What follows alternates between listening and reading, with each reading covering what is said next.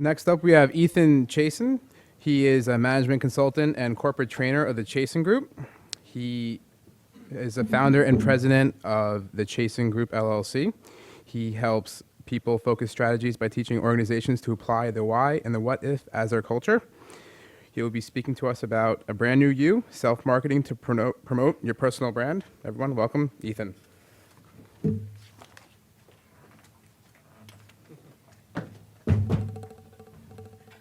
Good morning. Good morning, everybody in cyberspace as well as here. I'd like to start out by saying thank you for inviting me in this morning.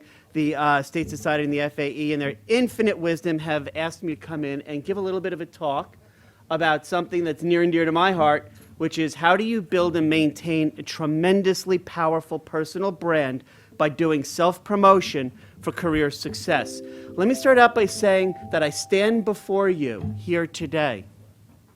Well, I basically stand before you in lunch. So I've got to bring my A game, and bringing my A game means an especial challenge because I'm the resident non-expert in the room. So I want to thank everybody in advance, whether you had any say in the matter or not, in inviting me in to crash your party.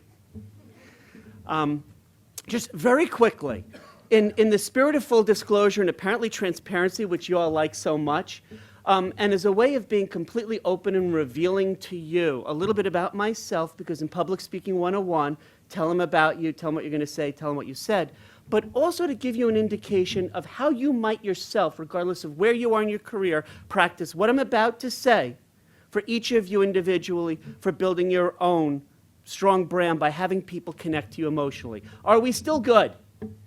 Is anybody on their cell phone? Oh, I've got a challenge. In the next 40 some odd minutes, I have to change each of your worlds. So lock in, load. Lunch will be served at 12 regardless. So a little bit about myself. I spent 17 years in corporate America, mostly in marketing roles, leading organizations through significant transformation at places like Time Warner Cable and Reuters and Dun & Bradstreet. That's not the fun part. The fun part is I was downsized, right-sized, re-engineered, outsourced, offshored. There's even a new one, Rift. Have you heard of that one? Reduction in force. Never once for performance, 8 times in those 17 years. Why'd we invite him to talk? He can't keep a job. I had an epiphany late one night in October 2008. I woke up my wife, Sonia, and I said, honey, I know what I want to do. I want to spend the rest of my life helping as many people as I can to pursue their dreams, unleash their full potential, and find an organizational culture that allows them to embrace and be who they are. So in 2009, oh, by the way, my wife, who's also my attorney, said, it took you long enough. She's known me forever. We went to high school together up at Bronx Science. So if anybody knew that this is what I was destined to do, it was my attorney / better half. So she gave me legal approval. I jumped out on my own in 2009 and I launched the Chazin Group. So since then I've worked with 250 organizations, I've talked to about 15,000 people, and I want to share with you in the next 30 some odd minutes 23 years of experience that you can do with what you want. Do I still have everybody's attention? Wow, nobody's gone to sleep yet. Any Pokemon Go? So I want to thank you again to the Society for bringing me in and share with you some of my brain droppings. When you talk about creating a powerful personal brand for career success, invariably somebody will say to you, elevator pitch, right? Then how come nobody understands how to do it effectively? Ladies and gentlemen, I'm here to give you as much information as I can. You can have full access to all the PowerPoints. I'm the one person who has about 300 slides, by the way. So I'm going to be moving really quick. You're all from New York, or I think thereabouts, whether you're downstate or upstate. So I'm sure you can keep up with me. If not, I've been empowered by the state of New York to make you all resident New Yorkers. So I'm going to go really quickly, but stay with me. The elevator pitch is this. In the amount of time that somebody who's a complete stranger to you gets in an elevator with you and goes to the top floor, they will know enough about you to say, damn, we need to have her or him back and talk in our organization. It can be 15 seconds, it can be a minute, however long it is. You need to craft a compelling script because that's really what it is in a nutshell. So again, I'm the one who has lots of slides. What are the 3 things you want to convey? In that amount of time that you meet with somebody to forge an initial powerful first impression on the path towards a great relationship. 1, who are you? Duh, that's pretty simplistic. 2, what you do. Most people, you put me to sleep already. And then number 3 is, who do you do it for? It's very simple. It sounds that way. But creating a truly powerful script, and I'm going to talk a little bit about this in the time remaining, requires you to have an almost out-of-body experience. And the out-of-body experience sounds like this. Every single human being, sorry for those of you who are incredibly thoughtful, are still selfish. And so we always ask when we're meeting somebody, what's in it for me? Well, newsflash, if you create a script, regardless of the number of different versions you have, for different groups of people predicated on how you can help them, you're already accomplishing more than most of the people that you'll compete with. So it is an honor and a privilege, again, to be before you today and talk to this group of future leaders. But I want to take a sidebar out of my talk to say, you're already acknowledging, you've been told repeatedly you're a leader. Well, what got you here won't get you to the next step. So all of my talk in the remaining time is how do you create a truly memorable brand by building out your unique value proposition. So when you're talking to somebody that you meet and you're relatively new, you should understand that you should have multiple scripts. You should have a group of individuals that you've identified are key relationship opportunities for you, and develop a customizable script of multiple variations, whether it's 30 words, 100 words, 250 words, to those groups of people who fit in your ideal relationship profile. You're going to practice your script, and then you're going to perfect it with confidence. Why are you doing this? Because if I met you at a relationship-building event, you should be able to, in 5 seconds, capture my attention. If not, you've lost the audience. So having said that, how do you get there? Guy Kawasaki is famous for saying a number of things, but one of them is the richest people look for and build networks. Everybody else looks for jobs. You're here. You've been begged several times today to join committees. You've heard the president of the society suggest that to you. You heard Kimberly suggest it a number of times. The panel even mentioned it. Get active. Some of you already are. Later I'm going to talk to you about pursuing coaches and mentors. So I talk a lot about marketing. Remember, my background is marketing. Each and every individual I work with at any stage in their career, I work mostly with millennials and Gen Xers, but all the way up the age flagpole to boomers and matures, and all the way down to high school students, Gen Zs. One thing is universally true. Think about yourself as a product. Now, I know some of you in this room may say, oh, that is so cold and impersonal. I'm not a product. I'm an individual. Amen. You absolutely are. And you possess a certain background that nobody else has. So how do you market that? We in marketing refer to the 5 Ps. So the first is the product of you. If you don't know your product inside and out, you can't sell it. So to sell your product, I want you to spend some time after today thinking through some of the conversation you've had today and some of the people you've talked to, but also this PowerPoint in particular. You are unique as a brand. How do you promote it? Product is the product of you, and I'm going to talk a little bit more about that. Packaging. You heard some of the panel members refer to this. How do you package yourself? It's not just dress for success. You all are looking really sharp, I might add. Sorry, I can't see those of you in cyberspace. But packaging has nothing to do with dress for success. Packaging is your background. Kimberly talked about it before, where you come from, your language proficiency, your culture. Did you study or live overseas? That's as much a part of your packaging as anything else. Pricing. If you don't know what your value is, you'll be undersold whenever you try to negotiate your career. Know your worth. Your salary is not your compensation. It's a piece of it. Your compensation is how much people are compensated in your market area, possibly New York City or New York State, based on what you do for a living. So that's another P, the pricing component. The placement. Every person I talk to, when I ask them, how do you get yourself out there? They say, I go to networking events. And I go, it's not networking. Networking has nothing to do with human beings. You do know networking is a term for computers, right? Huh? You are forging powerful relationships by being strategic in how you pick and choose the organizations that you affiliate with, are active in, and also the events that you attend. I'm here to tell you strategically how to build that plan. You heard the panel talk about your career plan. Imagine everything you've heard today so far as people talking in this Ferrari called the accounting profession. I'm the mechanic who pulls you over on the side of the road and explains all the parts to you. So this is very tactical. Promotion. Many people don't realize if you don't have a plan, as Tim said on the panel, somebody else is going to create a plan for you. Don't allow anybody else, including parents, grandparents, friends, family, alumni. You own your plan. So the first part of your personal marketing plan is this. Write it down. A plan that's not written down is what? It's a what? Yes, Tiffany, it's forgotten, but it's also a dream until it sees the light of day by touching paper. So your plan is this. I'm going to give you the tactical strategy around writing your personal marketing plan. The first is at the very top. You'll see that it basically sounds like the top of your resume, the first page. What are your qualifications? What's a summary in 1 to 2 sentences at most of what sets you apart? In marketing parlance, we call that your unique value proposition. What do you say about yourself that's fundamentally different than what everybody else in this room says about themselves? The next up, what are the ideal jobs you're looking for? By functional area, accounting, audit, finance, and then the job titles that go across, if you think about a table. What I'm telling you is, do you have a schematic, a plan in place for identifying specific job opportunities? The next stop, in your role, there are certain expectations that you currently have and the managing partners have for you in your firm. What is it you do day in and day out?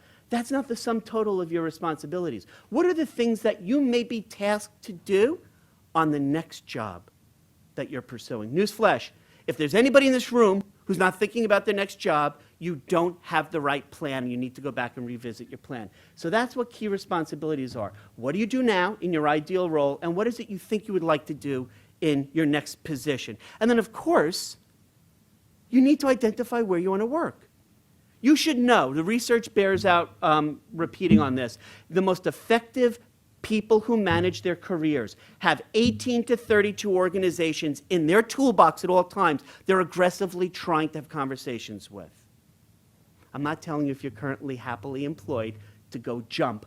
I'm telling you, as you heard before, you should always be pursuing your options. So 18 to 32 organizations you may want to be interested in pursuing. 3 to 4 industries that fascinate you. Sports, social media, IT. Maybe you want to go work at Oracle, for example. Maybe you want to work in hospitality and say, I'd love to work at Marriott or consumer packaged goods, J&J. You should have 3 to 4 industries, 5, 6, 7, or ideally 8 firms in each of those, and that's your short list. Everything I say to you today is going to be predicated on building demand for you. How do you become that light, that shining light that organizations as moths to a flame flock to? By distinguishing yourself to be different. You're not telling everybody what it is that they should know about you that makes you similar to everybody else in this room. You're talking about certain things that people do not have that you have. It's like your career fingerprint. You are fundamentally different than everybody else. Your unique value proposition is what the president of this chapter, this society, said this morning. Does everybody remember his kickoff comments? He said 2 words.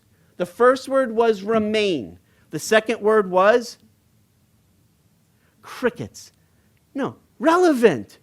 Remain relevant. How do you seek out and pursue relevance? Become a subject matter expert. This association, whether you're downstate, upstate, through all the different chapters, it's a golden opportunity for you to get out there and participate, be a volunteer, give talks, serve on panel discussions. You're never too early on in your career to contribute. Your unique value proposition is something through your marketing that you're going to come back to time and time again in all of your messaging. You are a product with a set of features and benefits.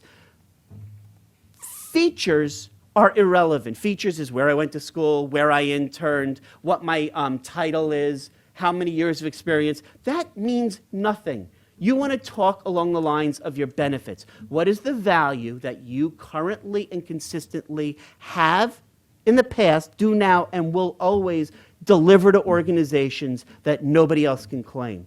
That's your UVP. So, having said that, do you have a Rolodex of key successes, success stories? Are there 3, 4, 5 things that you're so proud of that you would love to talk about at a networking, at a relationship building event? What are the things that you get jacked up about? Whether it's community work, volunteer work, Those are in your wheelhouse. Go back to those time and time again. Do you have a Rolodex of recommendations? And I'm going to talk a little bit more about the difference between endorsements and recommendations. But there's other things you can do. Blog. Who here blogs? One, I got 2 little hands. Raise them if you're proud, holler. 3, 4. All those of you whose hands are not in the air, golden opportunity. So go back and think about what are the things you can talk about. Blogging is an essential way on a weekly at best, or ideally every other week way, of publishing articles with information that's relevant to your core competencies. You want to be known as an expert in your field? You know, as you heard the speaker say before, you can't be a master of many topics in your field and mastery of none. You have to hone in on certain areas and be seen as an expert in those fields. Get out there. Try to talk. Offer up your services. Give talks at events, trade shows, conferences. This New York State Society of CPAs is fundamentally your golden opportunity to go straight from single A ball to the major leagues. And that's how you do it. I'm going to say something that I'm going to get into in a little bit more detail in a few minutes. Once you know you've arrived, you will know you've arrived when people start writing about you. At the point at which you ever find somebody else having mentioned you in a tweet, in an article, any professional capacity, that's the moment at which you say, oh my goodness, I need to develop a way to manage and monitor my reputational brand.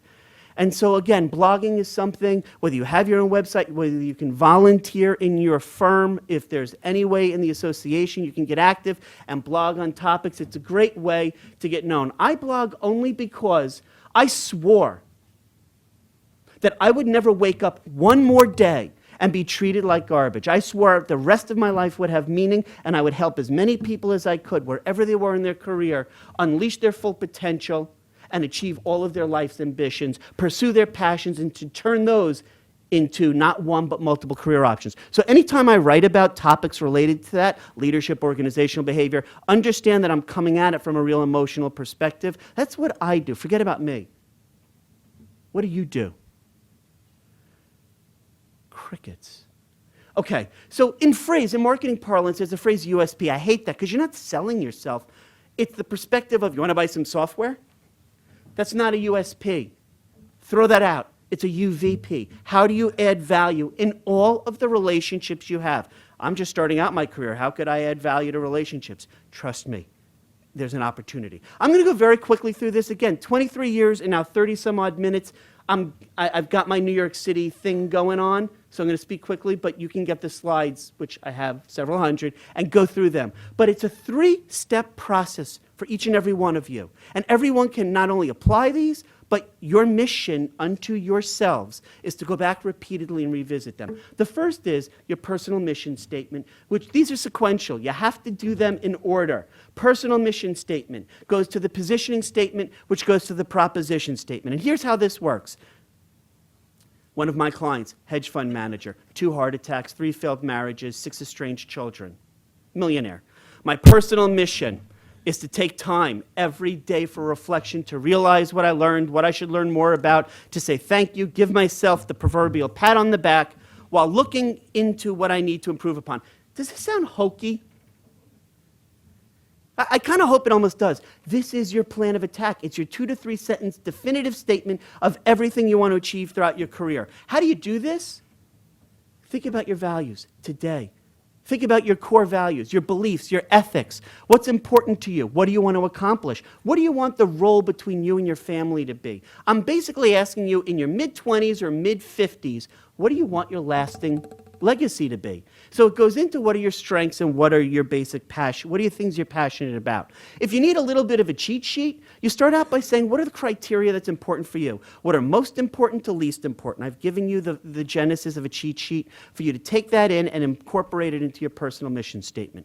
Why would you need a personal mission statement? If you don't know me really well, you probably have heard Stephen Covey, a time management and personal planning expert, has referred to crafting your personal mission statement as a way to connecting with your own unique purpose and the profound satisfaction that comes from it. So what are you doing? Step 1, personal mission statement, 4-step process. Immediately after today, I'd love it if you said, I was at the New York State Society of CPA event, July 25th. You mentioned anybody who was there could have a complimentary audit. Here's what you do. You first write down your successes. What are you currently most happy about achieving success in your current role, volunteer work, whether you were an intern, anything you've ever done in the community and throughout your career so far? What are your core values? What are the things that you've accomplished, contributed, and want to contribute? And what are the goals? Congratulations, you've done step 1. Step 2, once you do your personal mission statement, you now move on to your positioning statement. And it sounds like this, and I hope this language should almost sound like a job interview. Because that's, or you're in a meeting with senior management with you and 2 other candidates who are on a fast track being considered for the next position. And you're having that promotional fast track conversation. Based on my background, going back to your personal mission statement, this is how I am in a unique position to help this organization to move forward and to achieve its goals. Remember, as you heard other speakers say, we live in crazy times. Transformational. Change is constant. Risk management. I'm not allowed to embrace risk. I'm an accountant. Yeah, you can when it comes to your career. Think about your features, benefits, what makes you fundamentally unique. And then go into all of your background, leadership roles, coaching, mentoring, big brother, big sister, Boy Scouts, Girl Scouts, anything you've done anywhere and everywhere that makes you unique as a brand. Your positioning statement is a 1-sentence declarative statement that talks about your skills, background, and experience. I'm a qualified CPA with 6 years of experience who thrives in my role with client engagement or doing forensic accounting to understand and assess my client's financial viability and long-term health. Whatever it is, it's 1 sentence. So anything else you need to bundle into that, and then that is a 4 to 6 word tagline. I started out in the lowest form of life when I graduated from college. No, I wasn't an attorney. I was a copywriter doing Yellow Pages advertising. Back in the day when the Yellow Pages was a book, not superpages.com. And so if you can sell pizza or Ace Hardware in 4 to 6 words, ladies and gentlemen, I'm ready to anoint you with a new career transition into copywriting. But this is what it is. It's in its most elegant simplicity. Can you define what you do as a positioning statement? So somebody, perhaps somebody you've never met before at a relationship event who says, so, what do you do? Instead of saying, well, I'm a CPA, mix it up a little bit. Okay, so step 3. You did your personal marketing plan. That led into your positioning plan. Now you've got your proposition. You're propositioning people. Your proposition says, based on my background, my experience, my personal mission, almost, you're not saying what your personal mission is, and based on everything I've ever learned or gained or skills or certifications or accreditations, I propose that we consider the following. Now, you're talking at an emotional level from the perspective of, as I said in my first slide on elevator speeches, what's in it for the other person? So endorsements is this. Endorsements typically, everybody's heard of LinkedIn, yes? Okay, 400 plus million people, you get your free, not the premium, get your free basic account. You have access to about as many people who are Americans. In LinkedIn, there's 2 ways to forge a relationship. One is an endorsement, which is basically useless. An endorsement is if somebody is connected to you, every time they log into LinkedIn, they randomly get the algorithm spit out people they're connected to whose skills, those 1 or 2 words that you've indicated are your core competencies. Somebody who's connected to you may randomly get an opportunity to say, talk about not having skin in the game. We don't want that. That's great. I mean, I get it all the time. People come out of the woodwork. What you really want is a Rolodex of recommendations. You want people to go through the trouble of sending you statements that say, Tiffany is amazing because, or Joshua, or Matthew, or Michael. I'm trying to remember the people I met in the room. Or Kimberly. You want people who you have helped in any capacity to speak about what you've done. People don't want to hear you talk about yourself. Newsflash, I've been married 20 plus years. I finally learned that. I'm not exactly a quick learner. But my wife taught me something that took a few decades. People want to hear about what themselves they want to talk about, and they want to hear what you've done for other people. So, once you get recommendations, that means you're out there. Remember, once you're out there, you need to start to develop a brand, which is not just face-to-face, but then once people are writing about you, now you've got online. And that's the question, is your reputational brand authentic and consistent? The way you know is by looking at what you write about yourself online and what people are saying about you online, and also how they meet you face-to-face. Do you know what something really bad is?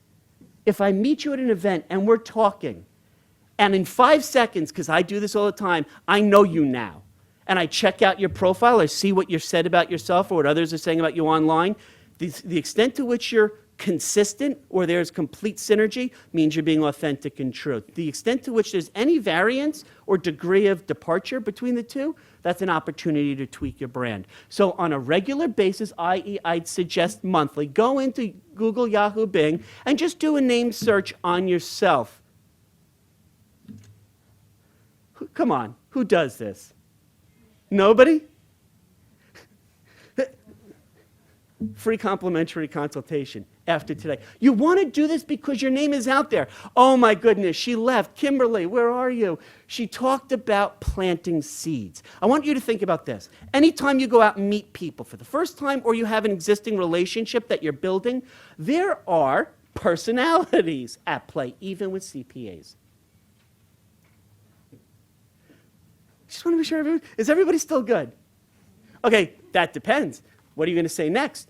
Everybody has a personality. On a continuum, there are two ends. I want you to imagine this. Although no one person manifests all behavioral personalities that are identical to one trait, they're on a continuum of the hunter and the farmer. And I want to walk through this really quickly. The hunter is a relationship enabler. The farmer, they plant seeds. They're always looking to grow crops, which is not, do you want to buy some software? How you doing? You want me to talk about me or do you want to talk about me? It's how do you build strong, lasting relationships, especially through the New York State Society of CPAs. How do you get involved and build these relationships? Farmers are always looking to help others plant the seeds. They're really good with collaboration. They want to work together. They're not so hot with going out and acquiring that new business development, acquiring that new client. They're exceptional working on teams. They're exceptional on servicing the needs of your clients. They're the people who are the nurturers. And then on the other side of the spectrum is the hunter. The hunter is in it for the kill, the business acquisition. The hunter says, leave me alone, give me my resources, and go away from me. They work independently. They're great at being self-motivated. However, they don't play nicely in the sandbox all the time, and they're people who don't necessarily ever think about anybody but themselves. I'm going to ask a harsh question for introspection. Where do you fall on the continuum? Do you even know? And so that's a critical first step towards developing this well-thought-out brand strategy. There's a phrase in nature called symbiosis. Two living organic entities that coexist for the sole purpose of benefiting one another. So whether you're the little bird on the water buffalo that picks off the bugs, gets a free meal just by sitting on the back of the water buffalo, or the water buffalo says, I got an itch. And the water buffalo says, yeah, bird, you can come here and pick bugs off my back. I'm not asking if you're the bird or the buffalo, but think about relationship building as an analogy to this. So my question for you as a brand, do you build value by being indispensable? Me, me, me, me, me. I'm the father of a high school daughter. You better know I understand when it comes to me, me, me, me, that we want to get out of that model, that construct. How do you add value? Have you ever gone to an event and talked to somebody and they said what they do for a living, and then you go back and you send them a link to a really cool TED Talk? Or shared an article? Or sent them an article in the mail? We still have a post office. We still have mail. You can send things through. It's not Snapchat, Instagram. How do you constantly say, how do I add value? Do you introduce people? Are you a connector or a facilitator? You know, when it comes to drugs, somebody mentioned the wire earlier. You know, you follow the drugs, you get the drug dealer and the user. I'm not telling you about being an enabler from a drug perspective. I want you to be a facilitator in terms of how do you work your butt off day in and day out to bring people together. Referrals. Do you make referrals? Do you ever think to yourself, you know, I was talking to Tiffany and she was talking about a career transition, and this is a person who I think would be a great coach and mentor for her. I coached that client at PwC. I should introduce them. Be a person who makes introductions. You should have an introduction weekly quota. And if you said to me, Ethan, can you do some coaching for me or just check out my referral program, I'd look at how many referrals you're on target every week to make for other people. You need a plan? This is your strategic relationship building plan. The mechanic is doing an assessment of your engine right now. Your plan, your strategic relationship building plan, should be something that you follow on a day in, day out basis. So here's the plan. Who's the kind of individual you want to meet? At this point in your career, the next stage in your career, identify a few, no more than 3 or 4, key individuals who would be absolutely essential to you in your pursuits. Question, just a rhetorical. Does anybody here have one of these?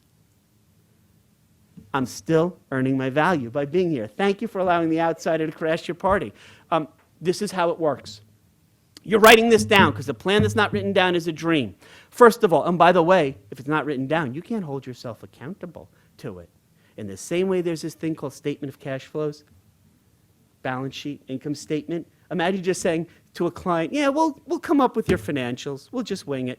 You need to write it down. So the first is, going back to everything I said today, what are your career, business, professional goals? Do you have them? Do you have goals written down? So if you were to do this, this is what it looks like. On a one-pager, you write July 25, 2016, a few goals. Here's where I am right now, 2 to 3 sentences. Here's where I am in my career.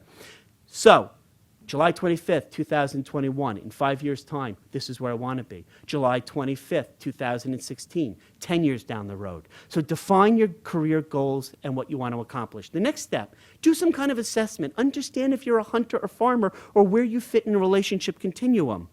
Next up, you should have an elevator pitch, which the longest version should be 500 words. A 50-word, 25-word, 50-word, 100-word, 250-word, and 500-word. That 500-word is your one-page bio, because you're going to reuse that in everything I talk about next. Then, only then, you're at the point in your relationship strategic plan to write down the individuals you would love to meet. Where do they get together? I'm going to talk about this. I call it stalking because my daughter does this with all of her boyfriends and ex-boyfriends, but on social media you can do this. You can be diligent in finding out where these people you'd love to meet, where do they hang out, and it's a constant process. Their job description, their background, where they went to school, do they teach at Baruch, did they get the graduate degree at Siena, where did they go, are they part of a certain organization like the New York State Society? What are the industries they work in? Somebody before was saying on the panel that they love working in manufacturing and seeing something from raw material through product out the door. What's their background? In enough detail so that you could identify, if you met her for the first time at an event, who's her ideal contact so that you can introduce them. Where do they go to school? Where are they active alumni in? Any certifications, accreditations, CFP, CPA, whatever all your guys' job titles are. What training have they taken or done before? So now you're ready. You've got this profile of these people. What are the events they attend? Where do they hang out? Where do they get together? What are their hobbies or interests? You do all of this and you have your plan. First, provide a description of these people you want to meet. Second, what are the industries they are in? What are the associations like the AICPA that they belong to? And what are upcoming events? You should be able, ladies and gentlemen, to tell me the following. In the next 30, 45, 60, and 90 days, where are you going to be in terms of going out and finding people to build your relationships based on a strategic thought process? And that's this. This is how it goes. This is how we do it. First off, you don't ever go to an event without doing your due diligence. Your event that you're attending is predicated strategically on obtaining some new relationships of people who fit into your wheelhouse, who you want to meet. Research the heck out of them. It helps if they register for the event to know who's going and you're going to research as much as you can because you're applying the profile you have of an ideal contact to these individuals. Do you want to spend 3 hours in an event, 1 hour going, 1 hour to 2 hours being there, an hour getting home? Do you want to spend that amount of time, almost a half day, invested in going to an event and meeting people? So this is the kind of information you do as your background check or forensics. Invite them to join you before the event. Hi, Tiffany, you're just my seat in the audience. I'm going to use you ad nauseum. Tiffany, I see that you're going to the New York State Society of CPA Nextgen conference next Friday, July 25th. I'm also attending. I'd love to invite you to join me and look forward to talking to you at the event. Be real. Keep it real, people. How many of you go through as a methodological process doing this? Okay. Next step, at the event. The event, like today, is based on a very strategic approach. A few years ago, I stumbled onto this. It's called the 521 rule. 521. There's a lot of work involved. Can't we just show up? No, you want to maximize every experience. So the 521 rule is in the first 5 seconds, can you say something that's so engaging that they say, wow, tell me more. Hi, I'm EthanChazin. I help unleash people's passions and achieve their life's calling. It may run over 5 seconds. What's yours? Forget about Ethan. Do you have it? I'm a CPA. I do forensic accounting. You want to be able, that's your hook. So tell me more about yourself. Jacqueline, after she told me something amazing, would have about 2 minutes to give me some more detail. The goal is not to talk about you. What's in it for me? What can you do for me? Well, you already know that answer because you've already stalked me. And we've done a lot of research into me. The goal is, if you find somebody at an event where you feel, you know what? I really could benefit from her or his experience. They've been in manufacturing as a CPA for 26 years. I'm interested in that. The goal, the outcome is, if you feel there's a love connection, is to then schedule a meeting afterwards. Don't be boring. It's the worst thing you can do. Being boring is talking about yourself. Michael was saying before as the panel moderator, he could talk for 2 hours about himself. I'm sure he doesn't. I'm sure he goes to events and helps other people talk about themselves to give you guys information. The post-event is this. After an event, you've committed to, as I've said to a few people in the audience this morning already, I will take ownership of following up with you afterwards. You then reach out in the post-event, invite them to connect, have a meeting with them. The meeting sounds like this. Not, you want to buy some software? It's not you saying, what can they do for you? It's showing them that you've done some research into some of their pain points. What are they struggling with? What keeps her or him up at night? And always send a thank you card. If you have god-awful handwriting, you have somebody with a little cute little bubble script, but you always send a personal thank you card. So everybody sends a thank you card after you meet somebody? No, I send a text. Thank you cards. You know why that makes an impression? Nobody else does it. So at some point, you may be thinking to yourself or have thought, when is he going to talk about branding? We need to wrap this puppy up. Branding, I save for last, because everybody's heard the phrase, and it sounds a little bit weird when you're talking about yourself. So my job this morning, in advance of lunch and the afternoon programs, is to drop some knowledge about what your brand is. Your brand is actually a promise. Your brand is a promise that every experience that people who encounter you have is 3 things. Memorable, unique, and valuable. Unique is your unique value proposition. I actually told you what to write about, so you're writing that down. What makes you unique? Invaluable is, what's in it for me? Tell me. Teach me. What do you have to offer? Personal mission statement, position statement, proposition statement. You've already written all of this down. The last is memorable, and what the worst thing that you can have happen when you go to an event like today is when somebody talks to you, how you doing, and they leave, do they not remember you at all? That's awful. If you're not comfortable with the word memorable, think about being remarkable. Remarkable, by the way, doesn't mean amazing. Remarkable means somebody that people talk about. How are you going to be memorable or remarkable? Your brand matters. I'm going to rush through these slides, but understand this. Why are you going through all this trouble and effort? Because you don't want others to define you. You don't want others to define you. You want to define for yourself your brand so that people understand what you have to offer. They understand your value. He or she, the hiring manager or the managing partner or the management team who's considering you for not a lateral move but a promotion, and it's coming down to you and final candidates, they understand that your brand is Tiffany's. It has a premium. Do you want to be Payless or the dollar store? Many people toil away throughout their careers. Remember, I'm here today because I don't want you to wake up one day in 25 years and say, I just wasted 2.5 decades not being happy. This is how you are enabling yourself to promote what you have to offer. Here's why going out to these events, doing these networking events is so challenging. People still don't know how to do it. There's a lot more events that occupy your time, and you're struggling maybe with how is it that you can set yourself apart. So you want to be strategic. You want to build your brand and be seen as somebody who's valuable. Again, you want to be able to link up your offline and online. I'm going to rush through this and not talk about me, other than to say that you have access to the slides afterwards. All I'm saying in here is think about every social media account you have.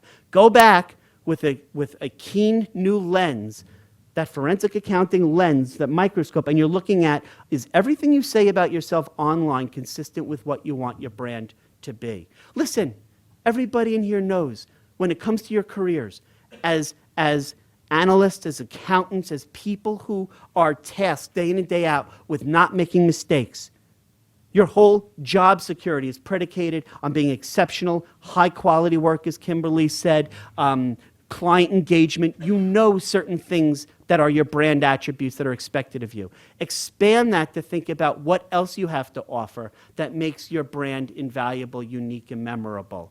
Go right through this, go right through this. Other than to say, pay attention to your online accounts. There are different tools that you can use. Engage your community. Be somebody who thinks about, as it was mentioned earlier, don't just focus on your careers as being the place of business where you wake up and you go to every day for 8 to 10 or 12 hours. Or if you're at a client site doing an audit, maybe 14 to 16 hours a day. Get engaged in your community. It's never too soon. Volunteer your time. Find interests that you're passionate about. Join up locally in your town or community for fundraising. Get out there. Be seen. Be known. Build your reputational brand. Join groups. There's a whole number of groups you can join. But please, be strategic. Think about the types of individuals you would love to meet in your profession, in your industry, maybe in other industries, and go out and join them. In LinkedIn, you can join up to 50 groups. I'm not saying join up to 50. You can join a few. You can even create your own group. I was sitting at breakfast at the kickoff at 8 o'clock with a group of young professionals, and I winked at them, and I said, they all but one of them worked in the same firm. I said, why don't you guys have your own meetup group? It's teasing, being silly, but it's not. Before I get to Q&A at the very end, I know I've thrown a lot at you, but I did want to leave time for question and answer. I don't beg for questions, by the way. We're gonna get a whole bunch of questions coming in. Think about your career. Think about managing your career as steps along a pathway, which is a journey. If you don't know where you're going, any road will get you there. So you want clarity of purpose, and you want to lay out your plan of attack, and you want to have contingencies or say, if this happens to me in my career, I go to plan B or plan C. And always be looking for people to talk to, like people in this society who are more seasoned, and ask them if you can buy them coffee or tea and pick their brain and learn the challenges they face. If they could do it all over again, would they? And have a documented pipeline, which is the people you meet, where'd you meet them, when was the last time you spoke to them, what's the follow-up from conversations you have. Just keep a running tab of those people in your social and professional spheres of influence. Who do I think I can benefit from meeting periodically along the way? So now I know I have a few minutes left. After Q&A, I would like to show one more slide. So I just want to stop and do Q&A for a few minutes, if we might. Is that possible? Does anybody have any questions on anything that we talked about this morning? I talked about? Everybody's ready to rock and roll. And I don't mean out the door to lunch. I mean, you're ready to implement what we talked about. Okay, so can you elaborate a little bit on that 5-to-1 plan again? Absolutely, but I want to call it less of a plan than more of kind of a conversational guide or kickstart. In the first 5 seconds, it's not an exact science, it's in more of an art form. What is it that you say about yourself that sounds interesting, that's personal to you, that has some insight into where you currently work or what you want for a career, and it's a conversation starter. So that's the first few seconds. The whole purpose of that, call it an icebreaker. It's a way to have somebody go, oh, wow, what does that mean? And you can talk a little bit more, but remember, you don't want to talk a lot about yourself. In 1 hour, the rule of thumb is you should meet about 5 people in an hour. Because typically, in a relationship building, networking event, you don't really want to talk to any individual more than, let's say, 12 to 15 minutes. Your white flag that goes off, your alert should be, if I'm talking more than that, we definitely have something to talk about. Take a business card and commit to follow-up. So that's the 521, is to then schedule the 1, which is a meeting afterwards. We good? We cooking with butter? Ethan, thank you for your plan. Your plan is very methodical and common sense driven. For those younger audience who are trying to gravitate, what is their next step? As they started their career in public accounting, you heard about how the diverse businesses segments that we can get into. How should they correlate your plan into their next career move so that they can be better prepared and better inspired?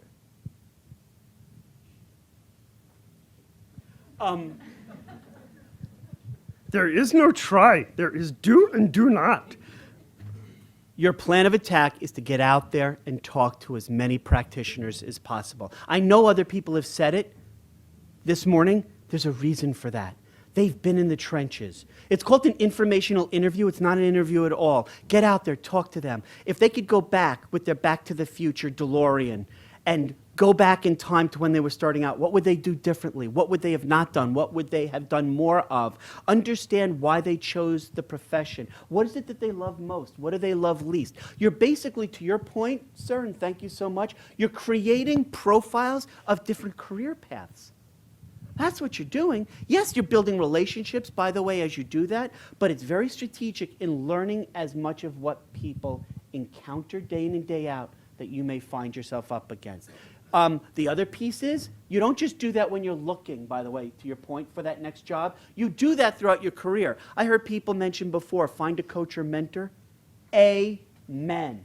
Find people in your firm or outside in trade associations who are willing to sit with you and meet as many people as possible who will allow you to learn what their experiences were. That's absolutely critical. Absolutely. I thought I saw one more. Yes, ma'am.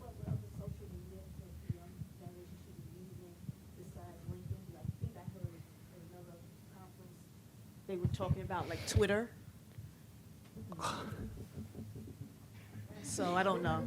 I teach in 10 different colleges and universities, including your alma mater, Baruch. So I'm a little bit, by the way, I live in high school girl land, so I'm predisposed to have a Tourette's every time you say social media.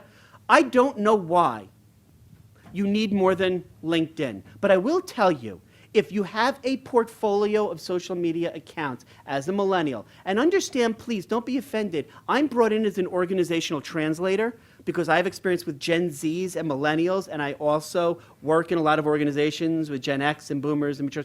So I literally do language translation on the cultural divide. The social media that you want to tap into is LinkedIn, first and foremost. And to a lesser extent, if you have Facebook, that's fine. Do you have a Pinterest wall with boards that map to your core competencies? Maybe you have videos where you've talked for 2 to 3 minutes. You were interviewed at a trade show or a conference, like today. Somebody has you in there on video. They ask you about your insights. Maybe a YouTube channel. People consume video as content. So Twitter is great. I'm not still sure, even though I have only like 1,000 followers, what to do with Twitter. I know it shows what's trending, like hashtag Pokemon Go. But that, to me, would be another one. But honestly, I would tell you, don't get bogged down in all the others. Look at your LinkedIn profile. It probably does not effectively convey the brand of you. So once you go through the steps I've presented today, circle back and take a look at your LinkedIn profile with a whole new, fresh perspective. That's where you want to be. as a follow-up question, for younger people who have very little idea, how do they apply your 5 Ps appropriately? Let's say they only have 5 years into the profession as opposed to someone who has 35 years. Their Ps, their pricing, their packaging are a little bit different. How do they gain the confidence through the connectivities and the networking that you don't like about, the relationship building, so that they have the skill set and confidence to write their mission statement and for them to propel forward positively? So how do you, regardless of where you are at your career, let's say you're relatively early on in your 20s, late 20s versus 50s, that doesn't matter. By the way, somebody said before, and I love this phrase for accountants, don't worry, just get it down on paper. Nobody's going to audit it or spot check and make sure you didn't miss a decimal point or a number. I know that from our conversation, that's a bad thing, Denise, for accountants. But when it comes to your career plan, get it on paper. It's going to be organic. You do know every day you live, your career plan changes.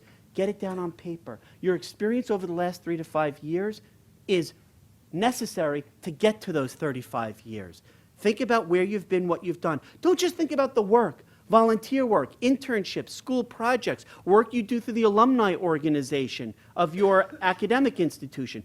Everything together, remember, builds up your own product. And it's iterative. It's going to change over time. But what I will say, one way to shorten the distance between being 5 years in and 30 years in, get active in the society. Nothing trumps meeting people like Jordan and saying, how do I get active in the committee? You're a chair. How do I get involved? Get active. Nothing trumps being active. These are your peers, especially you as a future leader. Meet with each other. You should have a goal. Meet 5 people today to have follow-ups with.